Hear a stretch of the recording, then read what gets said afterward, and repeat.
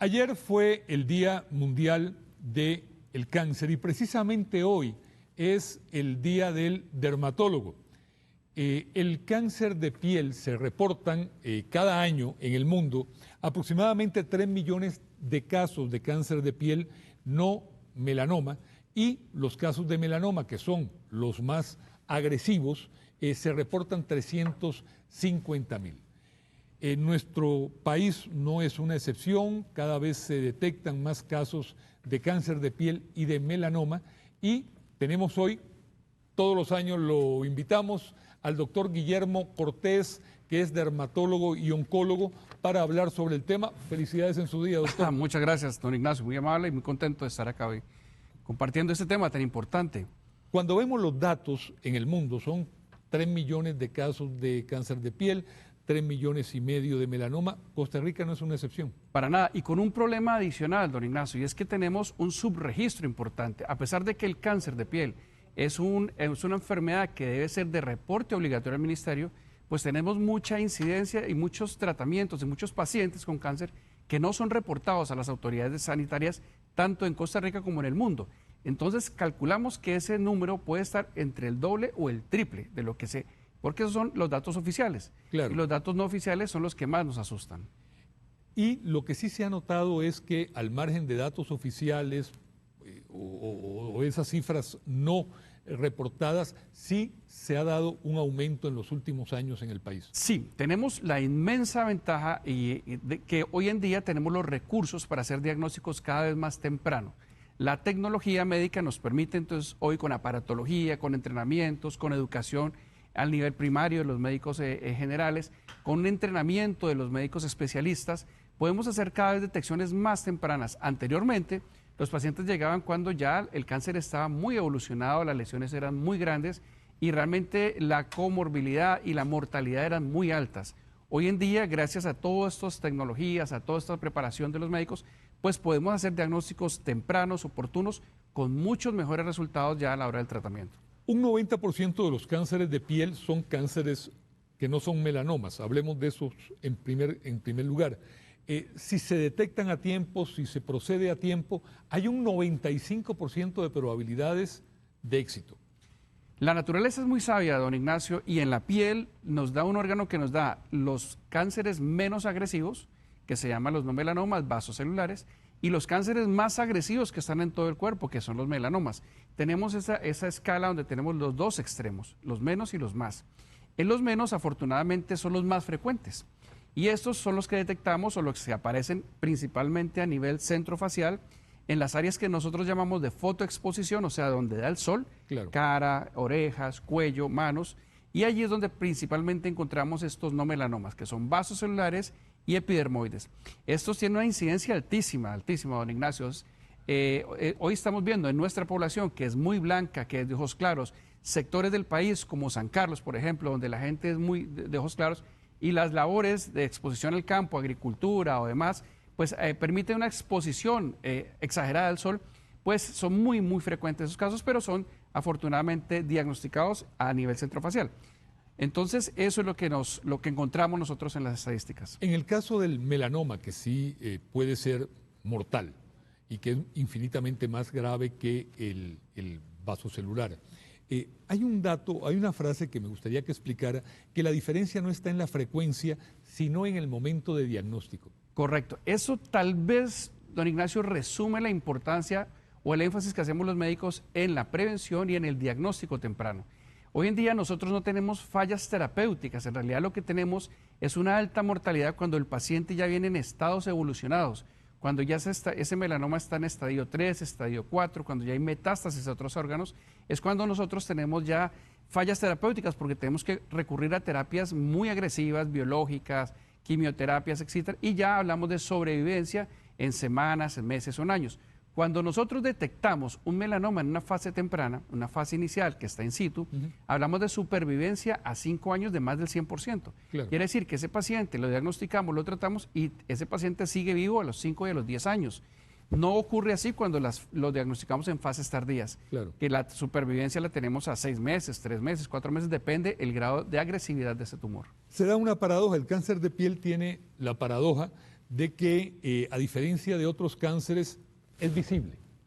Pero la paradoja también de que no produce dolor. Es el enemigo silencioso. Definitivamente un cáncer de piel no duele, no pica, no arde ocasionalmente. Si el paciente lo frota con un paño, podría sangrar ocasionalmente, pero no es un síntoma importante. El síntoma es esa lesión o ese granito que aparece y no desaparece espontáneamente. Normalmente cuando tenemos algún tipo de lesión, esa aparece y revierte, ¿verdad? Un granito Claro. se cura solo. Los cánceres no, los cánceres ahí siguen, o se quitan, pero vuelven, se quitan, vuelven. Entonces, este es el enemigo silencioso en realidad. Hay un gráfico que usted me envió del ABCDE, que además corresponde con la palabra. O sea, el A es asimetría. La asimetría, correcto. Vamos a verlo. Aquí Correcto. está. Cuando tenemos una lesión que es completamente redondita, como la lesión de la mano derecha en la pantalla, como si fuera pintado con un niño, pues es una lesión que tiene sus bordes muy regulares. La izquierda, más bien, la simétrica, sí. Viendo la pantalla de frente, exacta, simétrica. Pero cuando tenemos un diámetro, así perfecto, cuando tenemos una lesión que tiene un diámetro diferente del otro, si yo veo la parte más oscura, la mido respecto a un diámetro del otro, Claro. encuentro que hay diferencias importantes. Entonces, esto es una primera sospecha de que se trata de una lesión que podría ser cancerosa. El segundo dato es, lo vamos a ver, doctor Cortés, el borde. Correcto. Los bordes tienen que ser perfectamente nítidos, como si fueran igualmente pintados, ¿verdad? Por un niño, ¿verdad? Pero cuando tenemos esos bordes estrellados, que son irregulares, ya nos hace pensar entonces que este es un lunar que podría estar generándose o dándonos problemas hacia un melanoma. No es un dato aislado, pero la suma de estos hallazgos del A, B, C, D ya nos da una idea clara de que tenemos una lesión problemática. Vamos con el C, que lo vamos a ver a continuación, que es el caso del color. Normalmente un lunar debe tener uno, máximo dos colores. Cuando tenemos 2, 3, 4 o más colores dentro de la lesión, estamos hablando que es un lunar que está reaccionando. Inclusive puede tener áreas blancas, que son áreas de retracción. Ahí en la mitad de la lesión que dice colores diferentes, hay un puntito blanco. Son áreas donde el cuerpo está tratando de desaparecer. Entonces, esta variedad de colores es altamente sospechosa de que sea un cáncer de piel tipo melanoma. Y está el D, que tiene que ver con el diámetro. Correcto. Normalmente una lesión no debe medir más de 6 milímetros. Si ese 6 milímetros corresponden a un borrador de un lápiz, justamente. Si yo coloco un borrador de un lápiz y es más grande que esto, es una lesión que podría estar generando melanoma, aunque hay melanomas que son muy pequeños, de 2, 3 milímetros, pero como regla general, decimos que más de 6 milímetros ya es sospechoso de cáncer. Y finalmente, otro dato que mencionan ustedes los dermatólogos es la E de evolución. De evolución, correcto. El tiempo de evolución es muy importante, si apareció de nuevo, si apareció recientemente. Y la E también la podemos relacionar con la elevación. O sea, si al pasar la mano sobre esa lesión yo encuentro un relieve. Entonces, ese A, B, C, D, E, don Ignacio, es nuestra regla de oro para salvar vidas. Cuando tenemos un médico o un paciente que puede identificar estos signos, inmediatamente consulta a su dermatólogo, podremos hacer diagnósticos tempranos y podemos estar obteniendo mejores resultados en el tratamiento. Doctor, la radiación ultravioleta, los rayos solares, es definitivamente el principal factor ambiental para desarrollar un cáncer de piel o eventualmente un melanoma. Así es, don Ignacio. La radiación ultravioleta tipo A, tipo B, inclusive la tipo C, está más en relación con los carcinomas vasocelulares y con los carcinomas epidermoides. Esto es en relación con la gente que tiene que exponerse mucho por su trabajo. Por ejemplo, oficiales de tránsito, agricultores, pilotos, deportistas que permanentemente están expuestos al sol. Entonces ellos desarrollan un cáncer a partir de la radiación ultravioleta. Recordemos que las horas de mayor radiación es entre las 10 de la mañana y las 3 de la tarde. Esas horas debería la gente estar protegida o estar aislada del sol completamente, porque es un sol que es cancerígeno. Entonces, los vasos celulares definitivamente y los epidermoides tienen una relación directa con la exposición al sol. Un hombre al que usted admira mucho y yo también, el doctor Orlando Jaramillo, una vez me dijo en una entrevista algo sobre el cáncer de piel y sobre cómo la piel se relaciona con el sol. Y él me decía que la piel tiene memoria. Así es. Y que probablemente cuando éramos niños vivíamos en la calle jugando con los amigos y llevando sol, y que todo eso se fue acumulando durante años. Total, esto funciona como un carro, don Ignacio. Cuando yo empiezo a andar un carro, lo voy kilometreando. Normalmente necesitaríamos 1.270 horas de exposición no continua para desarrollar un cáncer de piel. ¿Esto qué quiere decir? Si nosotros contamos a nuestros niños en los colegios, en las guarderías, las horas en que salen a educación física o a sus recreos, van acumulando pequeñas dosis de sol, y si a eso le sumamos las vacaciones donde van a la piscina, a la playa, pues ya vamos acumulando 1.270 horas que se logran en estas condiciones normales antes de los 18 años.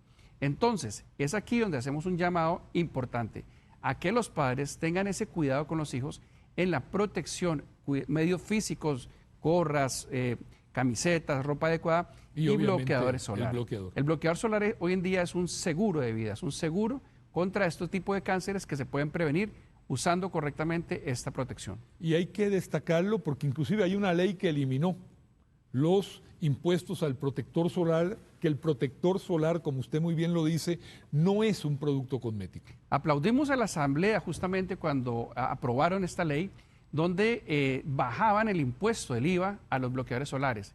Lo bajaron de un 13 a un 1% para que fuera un producto prácticamente básico de la canasta familiar, donde todas las personas pudieran tener acceso a él. Y sobre todo en la ley también incluye que los trabajadores que están expuestos al sol, pues obviamente son trabajadores que tienen que tener una protección solar para prevenir estos cánceres. Entonces es una ley maravillosa que los dermatólogos y los médicos en general aplaudimos, y bueno, esperamos pues que esto se traduzca también en el precio de estos mismos bloqueadores para que la gente pueda tener más acceso a ellos. Ahora, el protector solar, una revisión que uno lo vea, médica, jamás sustituye una revisión médica. El dermatólogo está en entrenamiento para diagnosticar 70% de los cánceres al ojo, y con una ayuda de un dermatoscopio la sensibilidad de ese diagnóstico sube a un 90%. Quiere decir esto, que un dermatólogo con un equipo adecuado puede diagnosticar el 90% de los cánceres que ve. Claro. El otro 10% o todos ellos se confirman mediante una biopsia, que ya es un estudio anatomopatológico en el cual tomamos una muestra de esto, lo mandamos al laboratorio de patología y el patólogo nos confirma o no la presencia de células tumorales. Entonces, el examen y el autoexamen, tanto personal como con el dermatólogo, es indispensable por lo menos una vez al año. Doctor Cortés, otro tema para terminar que pues incide en el aumento de los casos de cáncer de piel es lo que ustedes llaman la cultura de la postergación. Sí, sí. ¿Qué es lo que pasa aquí, don Ignacio? Nosotros vamos retardando, por un tema puramente de comportamiento, la consulta en general al médico. Yo tengo un dolor de cabeza y voy postergando, tengo una alteración en mi visión y voy atrasando la visita al optómetra, tengo una lesión en la piel y voy atrasando esta visita. Esa postergación, ese atraso en la visita es lo que generalmente nos permite tener pacientes que llegamos y diagnosticamos en etapas tardías.